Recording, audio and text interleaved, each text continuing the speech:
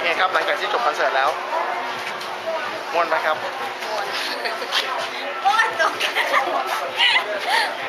ม่วนไหมครับลุ้นอยู่ตรงไหนครับลุ้นเบอร์อะไรอยู่ครับลุ้นเบอร์ซี่ ลุ้นเบอร์ซีดีซี รอบแล้ว ตกรอบแล้ว ม่วนไหมครับ ม่วนครับ ลุ้นตรงไหนครับ เบอร์ซี ม่วนไหมครับม่วนไหมครับ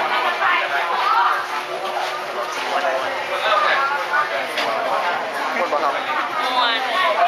ลุ้นเบอร์ไหนอยู่ครับ ดี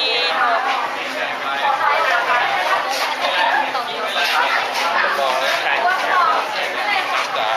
ม่วนบ่ครับ ม่วนหลาย ตื่นเต้นบ่ครับ ฮะ ตื่นเต้นบ่ครับ ตื่นเต้นอยู่จะดีใจร้านก็ได้อยู่ ม่วนบ่ครับ ม่วนหลาย ตื่นเต้นบ่ครับ ตื่นเต้น ลุ้นไหมครับ รุ่น ลุ้นอายครับ รุ่นแบบที่3แบบที่15 ม่วนบ่ครับม่วนครับตื่นเต้นบ่ครับ เต้น รุ่นเบอร์ไหนอยู่ครับ รุ่นเบอร์ไหนครับ ห้า